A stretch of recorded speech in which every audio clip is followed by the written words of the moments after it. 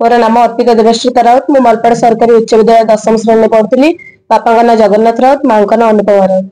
600 565 mark अच्छी 94.16% अच्छी। तथापि आशा आउ टिके अधिक थिला मार्क रहिबो बोली परिवार लोकंकर भी आशा थिला। तथापि एतिके अच्छी समस्त आमे खुशी अच्छी।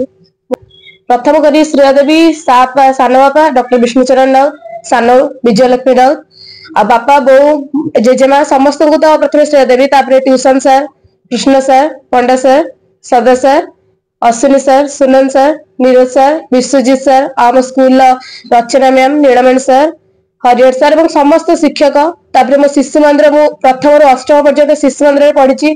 फाउंडेशन मोर क्लियर थिला बोली मु एते बाट आसिक पहुंची। सेमानकु भी श्रेय देवी परिवार वर्ग समस्त सहित। ट्यूशन स्कूल जाइकी आउ दिन राति तो मु सब पढ़े। तथापि निहाती 10 ରୁ 12 घंटा भाई परिश्रम करे।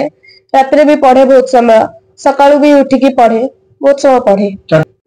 परिश्रम तो करिवे। प्रथमे टेस्ट बुक टाको आगे क्लियर से पढ़िबे। टेस्ट पेपर तो अपेक्षा बुक टाको अधिक प्रायोरिटी देबे। लाइन बाय लाइन सब किछि पढ़िबे। एथर को टेस्ट बुक बेस्ड बहुत भल क्वेश्चन आस्तिला। तो टेस्ट बुक जे भल से पढ़थिबे से भल रिजल्ट करिवो। परिश्रम करिवे आ बापा मां गुरुजन समस्त सम्मान देवे। समस्त आशीर्वाद नै कि किछि एक कार्य कले सफलता नियत पाइ परिए। अपन तो प्रथम जन्म देखिछु बहुत प्राइज आनि छथि, भलो पढिछथि। अपन भविष्य कोन हबाक चाहछथि? भविष्य तो गोटे भल मनीष हेबी। तापरे घर लोक जेजेंकर बहुत इच्छा थिला गोटे डॉक्टर हेबी। डॉक्टर है कि जो माने ठीक भाबे सेवा पाइ पाना दे सेवा टिके सुविधा सेवा उपलब्ध करिवि चाहते। Doctor Bishnucharan Rout, Malapada high school Sanskrit शिक्षक। झिया 565 मार्क रखिछि, 94% समथिंग रखिछि। आउ मो एक्सपेक्टेशन टिके थिला 584 बा 79। 14-15 मार्क कमी जाइछि। केतटा पेपर भी हमें करिवु, रिचेक करिवु। आउ एथि तो आज्ञा मो झियो पढ़थला, मु पढ़थली। प्रति मुहूर्त रे मो संग थिला। आउ मु स्कूल ने जाय, स्कूल ले गेसे प्रति मुहूर्त तस लागिथि। वर्तमान एति कहबी रिजल्ट कोन मार्क कोन रहला सेटा बड़ कथा नहे।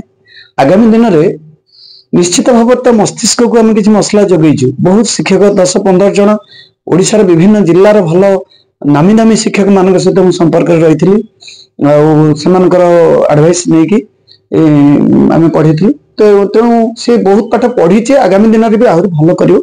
एबे टिके कोन केमती 5-10 मार्क कमीगला भल हम रिजल्ट आगु भी भल हम ना। समस्त आशीर्वाद दरकार।